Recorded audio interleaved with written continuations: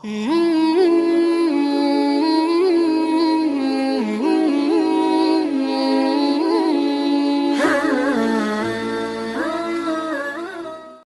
اللہ الرحمن الرحیم۔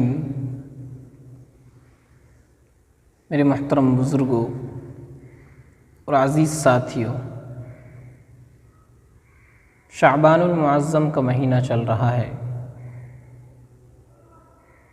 اس مہینے کی بڑی فضیلتیں احادیث شریفہ کے اندر آئی ہیں۔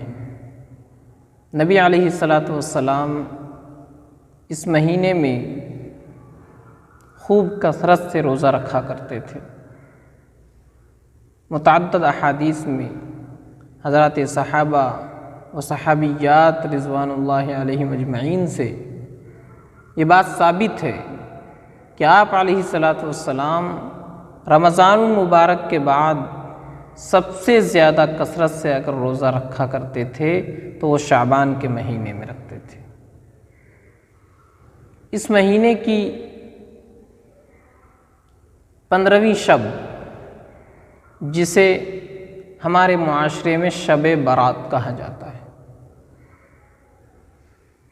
اس کی بھی بڑی فضیلتیں حدیث میں آئی ہیں۔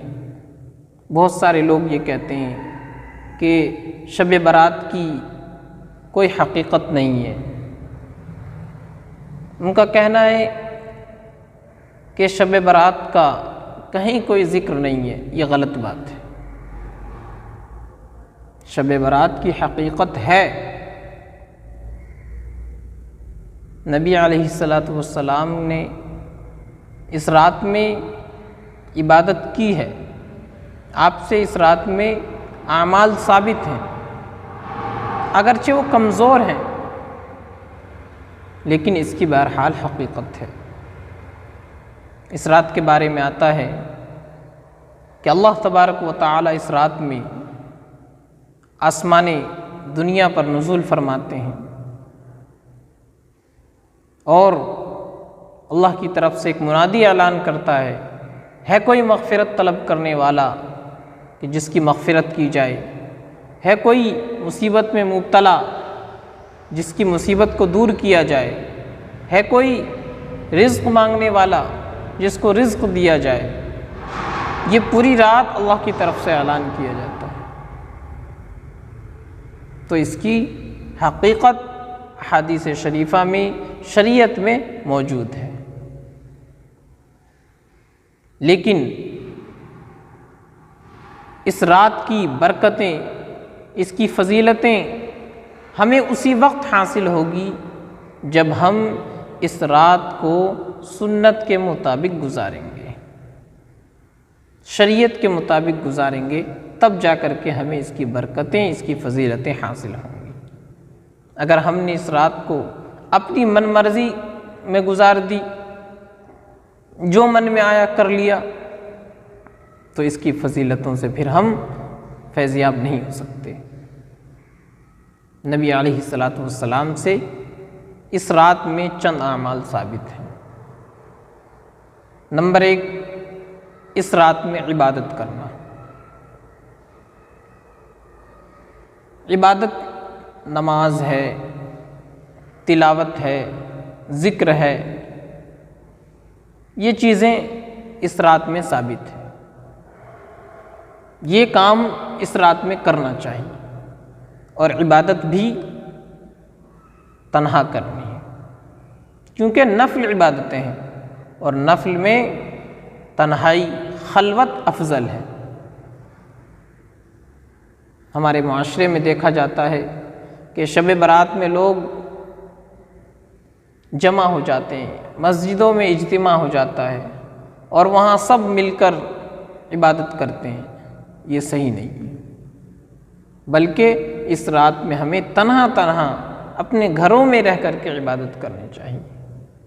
کوئی دوسرا نہ ہو، صرف عبادت کرنے والا ہو، بندہ ہو اور اس کا رب ہو۔ تو پہلی چیز یہ کہ اس رات میں ہم عبادت کریں۔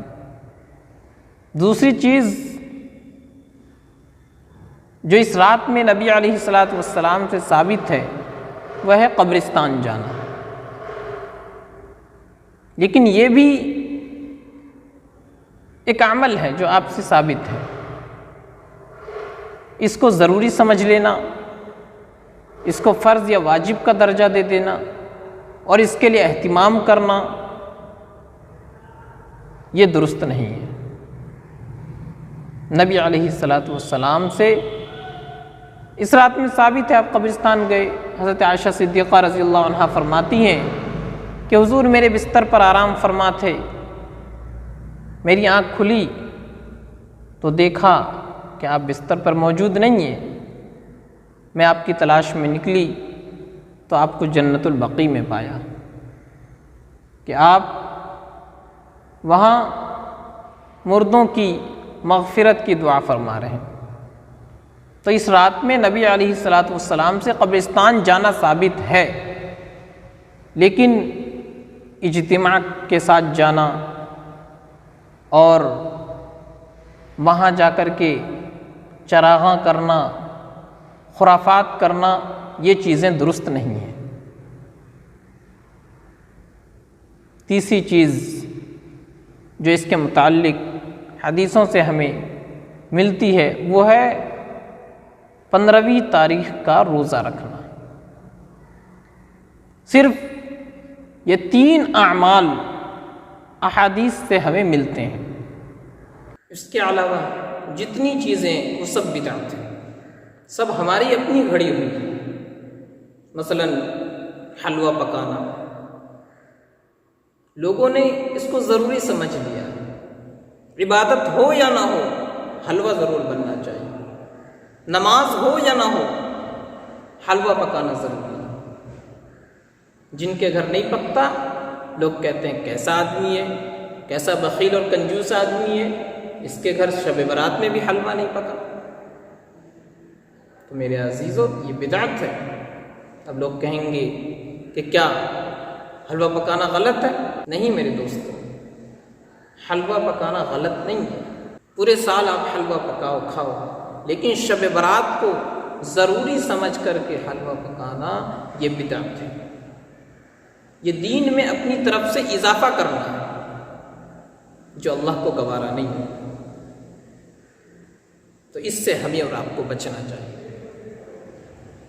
دوسری چیز ہے، اس رات میں آتش بازی کی جاتی ہے، پٹاخے چھوڑے جاتے ہیں، لاکھوں روپیہ اس میں خرچ کیا جاتا ہے، اور اس کی وجہ سے نہ جانے کتنے معصوم لوگوں کا نقصان ہو جاتا ہے، کتنے معصوم لوگ اس پٹاخے اور آتش بازی میں اپنی جان کھو دیتے ہیں۔ یہ بدعت ہے، اس سے بھی ہمیں بچنا چاہیے۔ اس کے علاوہ اور دنوں کے مقابلے میں اس دن، اس رات گھروں میں، مسجدوں میں زیادہ روشنی کا انتظام کرنا، یہ بھی بدعت ہے۔ یہ سب شیطانی چالیں ہیں۔ شیطان نے دیکھا کہ شب برات آنے والی ہے، اس رات میں اللہ بے شمار لوگوں کی مغفرت فرما دیتے ہیں، جہنم سے آزاد کر دیتے ہیں، تو اس نے سوچا کہ میرا تو نقصان ہو گیا، میرا کام ہے لوگوں کو اللہ کی نافرمانی میں مبتلا کرنا، میرا کام ہے لوگوں کو جہنم میں لے جانا، اور اس رات میں تو لوگ جہنم سے چھٹکارا پا لیں گے، اللہ کے پیارے اور محبوب بندے بن جائیں گے۔ تو اس نے یہ شوشے چھوڑ دیے کہ شب برات آ رہی ہے، حلوہ پکا لو، شب برات آ رہی ہے، مسجدوں میں چراغاں کر دو، شب برات آ رہی ہے، قبرستان میں لائٹوں کا انتظام کر دو، شب برات آ رہی ہے، آتش بازیاں کر لو۔ تو شیطان نے اپنا حصہ لگا لیا۔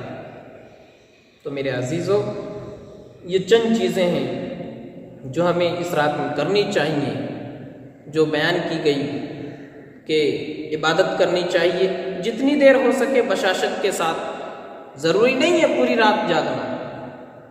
ہمارے معاشرے میں یہ رات بن گئی ہے جاگنے والی رات، لوگوں کی زبان پر، خصوصاً عورتوں کی زبان پر ہوتا ہے کہ آج تو جاگنے کی رات ہے۔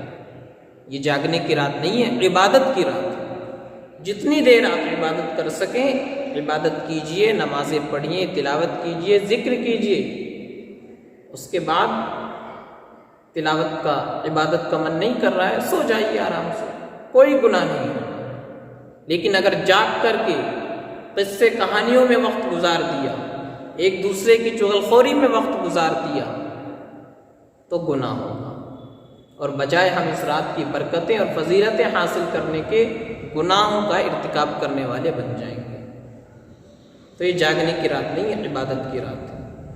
دوسری چیز، اس رات میں اپنے مردوں کے لیے دعائیں مغفرت کرنا، اس کے لیے بغیر کسی انتظام کے تنہا خفیہ طریقے سے قبرستان جانا، وہاں اپنے مرحومین کے لیے مغفرت کی دعا کرنا، اس کی گنجائش ہے، لیکن اجتماع کے ساتھ اور گروہ بنا کر کے جانا یہ ثابت نہیں۔